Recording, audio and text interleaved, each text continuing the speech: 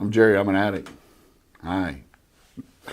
I started using when I was about 11. And believe it or not, I used, and I didn't even get high. I just used because all the cool kids were using, or I thought were cool kids. And I didn't even get high, but eventually, I actually remember the weekend I got high, and it was off alcohol and marijuana. And I got high, and I was off to the races then. But I thought I was just going to be a pothead or marijuana smoker until the day I died, and that was never going to lead to anything harder than smoking pot and drinking beer. And it was that way for quite a while.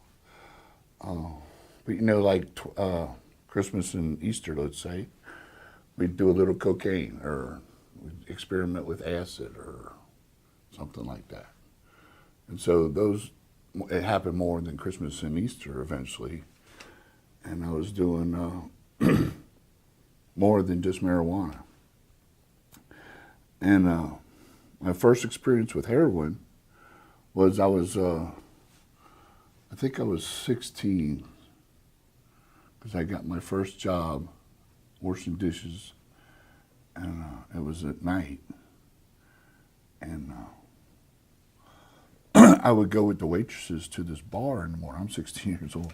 I go to a bar, and the guy that worked from the bar and stocked the bar in the morning from 6 to 8 was also a drug dealer that lived above the bar. And he started selling me this stuff. He called it tea, but I later found out that it was heroin. Well, mostly heroin. So I got addicted to that, and I eventually did some bad things and went to jail, and went through a bad detox there. But then when I got out of jail, went right back to what I was doing. Anyway, so I used for 35 years, and it got worse and worse and worse. I'm not blaming anything on my mother. I made all my own decisions, but my mother, I call a flower child growing up, because she went to UC my whole life growing up, studied psychology.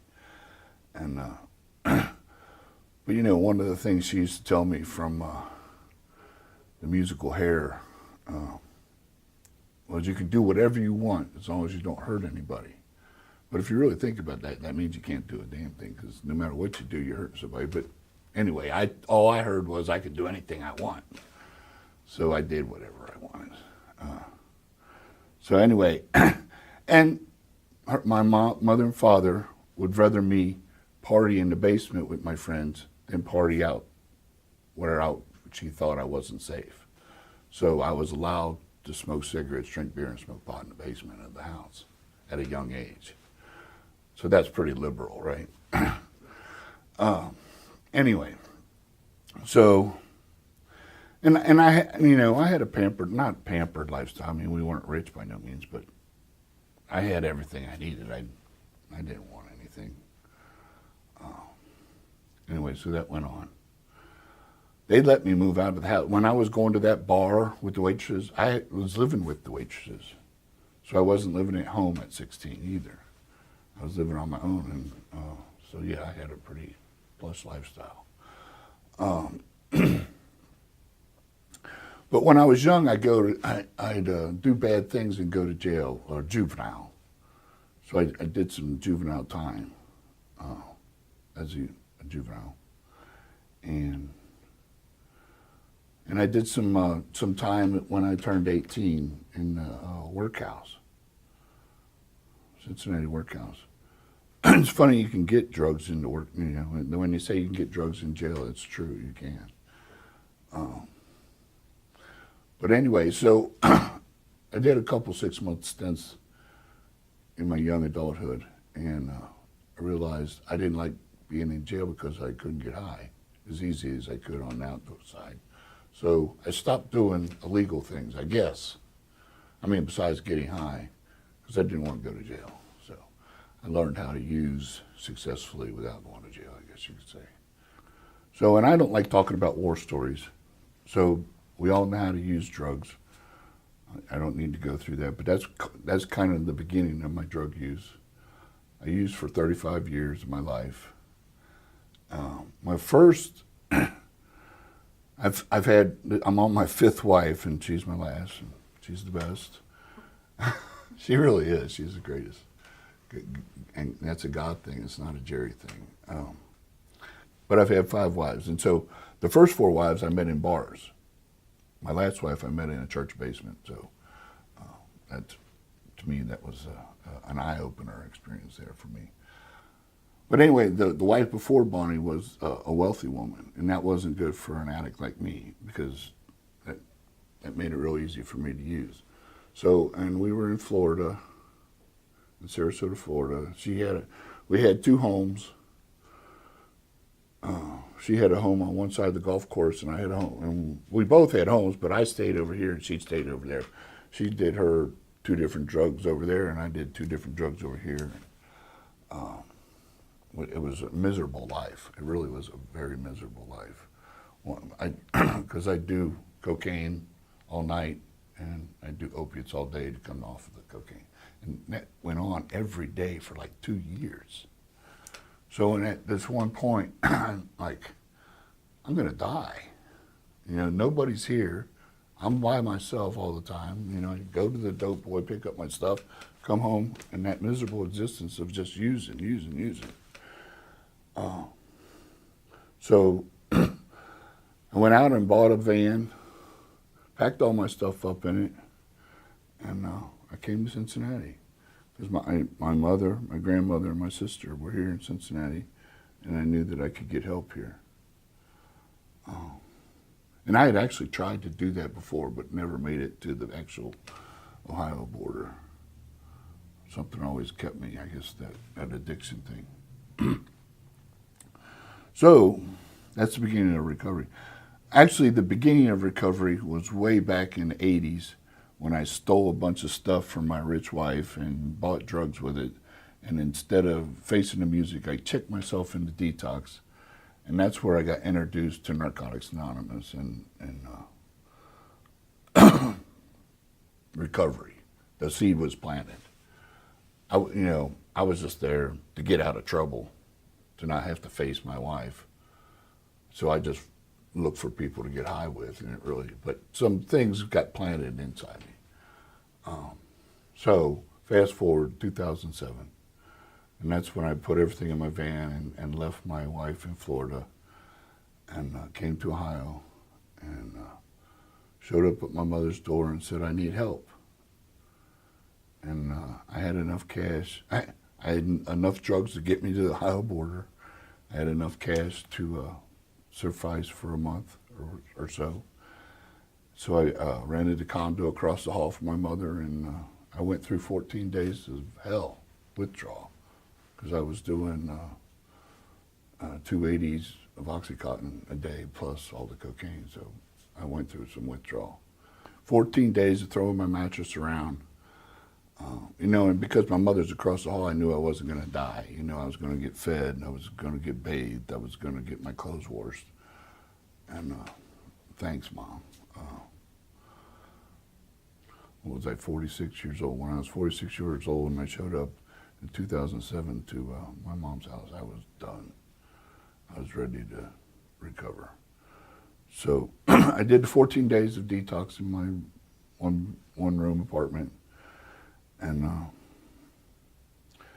my mom's best friend is a member of the other fellowship, and she took me to a couple of meetings with her, and I liked it, but I knew it wasn't for me. So I found in the other fellowship. I guess it doesn't matter that I say A or NA, so I'm going to say it. So I found an NA schedule, and I started going to meetings, So I buy a basic text because somebody told me to. See, at this point in my life, I surrendered. I'm like, nothing has worked so far. This is a miserable existence. So Jerry doesn't know what he's doing. He needs to ask for help. And that was the biggest thing for me, was to admit that I was a failure at my life and that I needed help to succeed in life. I'm asking for help. So I bought a basic text. I sit down. I just went through the 14 days. And this guy sits down next to me, and he grabs my basic text and he puts his name in there and he writes his phone number and he says, you never have to use again. And oh, it gives me chills just thinking about it. And he shows me some unconditional love. And this is what is so important to me. This is like my higher power, that unconditional love that I feel when I go to a meeting, which I choose to call God today, but that love is God, God is love. That's me. So anyway, so I go to meetings every night. They tell you 90 and 90. So I start going to meetings every night of the week. And this one guy, kind of a Frank Zappa looking dude, and I'm not going to mention his name, but I see him at all these meetings, and I really like what he shares. And I'm like, damn, I need to talk to him. So I went up and asked him, I'm like, I need a sponsor. I need a sponsor that's going to call me out on my bull crap, you know, that because I'm a liar, manipulator, all the above. So, and he's like, how about that guy? And that just gave me chills again. That was my first spiritual awakening, because the guy that he pointed at was the guy that sat down next to me at my very first meeting. And I went up and asked that guy to be my sponsor. And we started working steps together. And that's amazing. You know, that's to me a spiritual awakening. That you know, because that was a God thing. That wasn't my doing. It wasn't his doing. It wasn't his doing. It was something bigger and powerful than all of us. So I felt God put this man into my life. So I did whatever this guy told me to do. And he told me to get a home group. He told me to get lots of phone numbers in my phone, because he wasn't going to be available all the time, and the sponsors for working steps with. You know, he's not somebody to call and cry to every night. You need a group of people that you can talk to, that you can trust. So get phone numbers, get a home group, keep going to meetings every night. So the next important part of my story is I got a home group. You know, I found a meeting that I knew that I could be to every week, and that I felt comfortable with the folks that were there. So, and that was a Sunday night meeting, because I worked, so I knew I could make a Sunday night meeting, and it wasn't far from where I lived. And I went in and I said, I want to be a home group member. And they said, hey, welcome, Lloyd, I love you. And I said, what can I do to help? Because that's what my sponsor says about service work. Because the other thing my sponsor said that just saved my life is that there's 4 sides to our symbol. It's God, self, society, and service. And those are the 4 sides of the pyramid. And I remember him doing this, that the broader my base of my foundation, the higher the point of my freedom. And so God, self, service, and society. So service. So I get a home group and I say, what can I do to help? And believe it or not, they hand me the key and they say, show up here every Sunday, set the meeting up clean. And like I said before, I learned how to use by going to work every day and not stealing and robbing and staying out of jail. So I could do that. When somebody told me this is your job, I could do that. So when they handed me that key, I swear, if nothing kept me clean that first year, then my home group kept me clean that first year. So thank you, home group. So anyway, and so since then, I'm still a home group member there, 10 years later. I've been the secretary, the vice GSR, and now I'm the treasurer. And I love my home group. So, and when I share at meetings, people hear this all the time. I love the first year, because the first year I concentrated on step work and working with my sponsor. And, you know, since then life showed up. So I still concentrate on my recovery, but not like as intensely as I did the first year. So I love the first year, because we worked a lot more steps than we've worked over the last 9 years than we did the first year. But in doing step work, I learned a lot about myself, you know, because some of the first things that my sponsor and I talked about were the guilt and shame that was eating me up, you know. And that's why we call this a Just for Today program. Because if we worry about the past and we worry about the future, you know, it's hard. It's really hard to recover. you know, because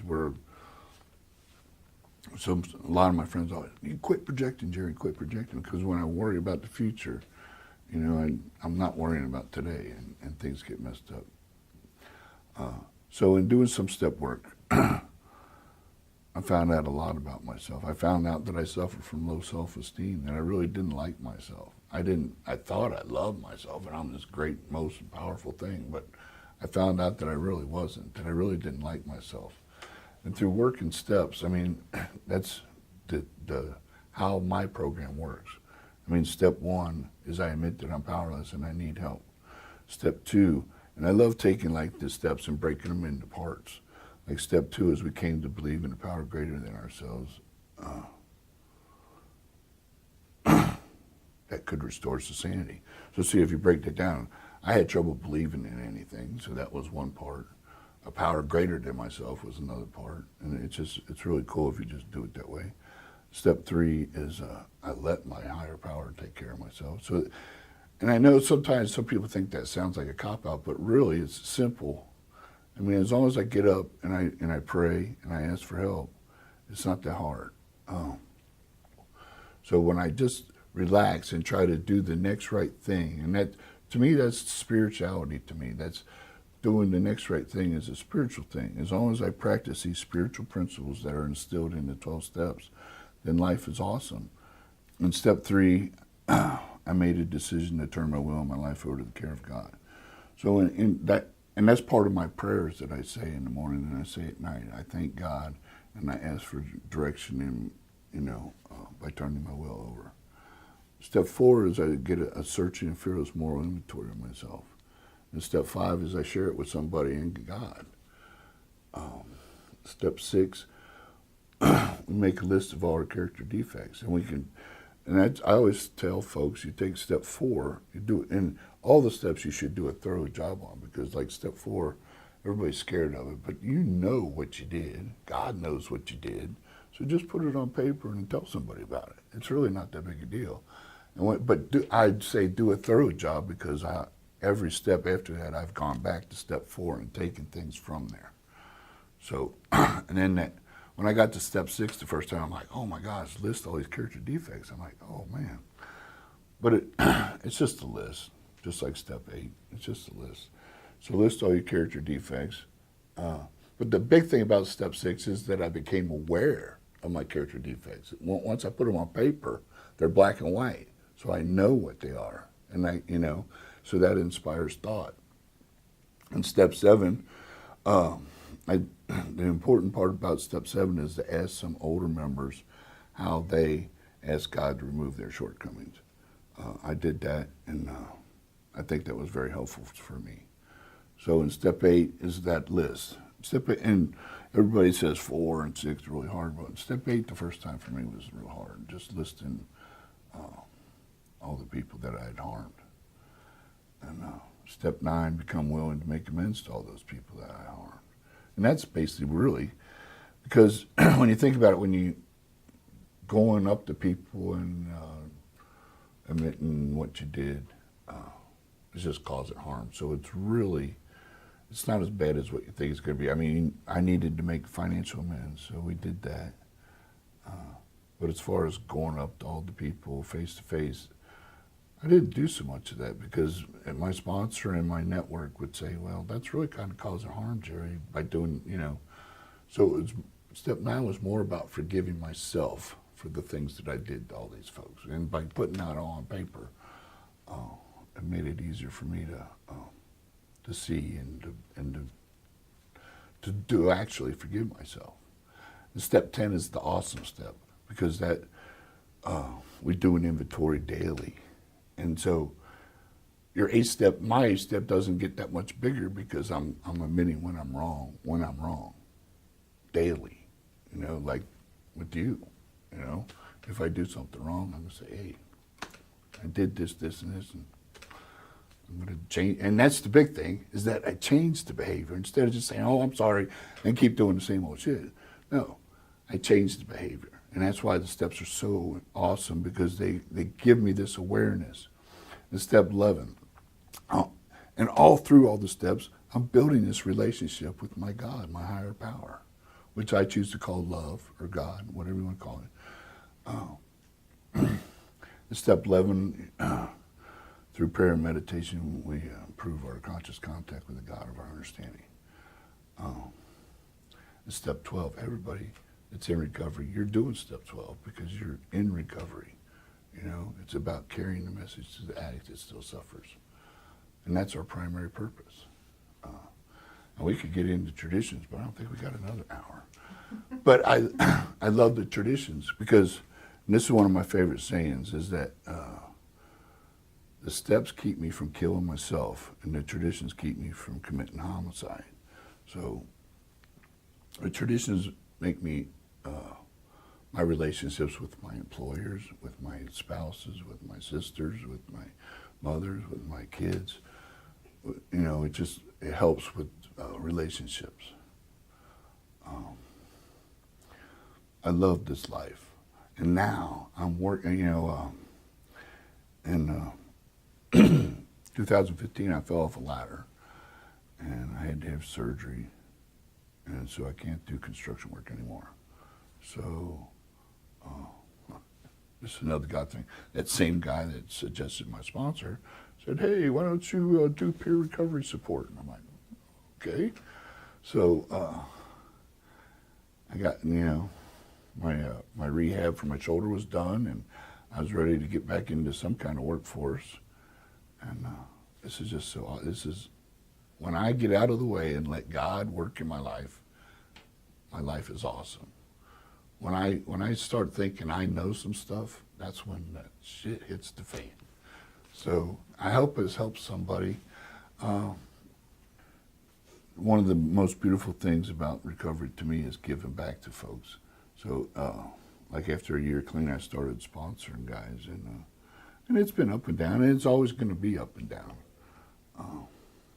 But nobody's ready until they're ready. I wasn't. I wish I'd done this. You know, all these, I see people that are 18 and 19 getting clean today, and that's just so awesome. But I wasn't ready when I was 18 or 19. Well, when do you know when you hit your bottom? I don't know. I just knew I didn't like my life anymore, and I want to change. Oh, that's a great thing, change. That's one of, you know, when my sponsor and I talked about in the beginning about shame and guilt. That's one of the other things he says. You have to change one thing, and that's everything. You know, because I do not go, people, places, and things are a bad thing for me. You know, whether I have 10 years, 20 years, 40 years, it doesn't matter. I'm not going to want to hang out where people are loaded, ever. I mean, except for like in my job, sometimes I have to go into a situation. But that's, you know, even before I got into this social working business, I had to go into people's houses where they're partying and offering, and, you know, and I had, you know.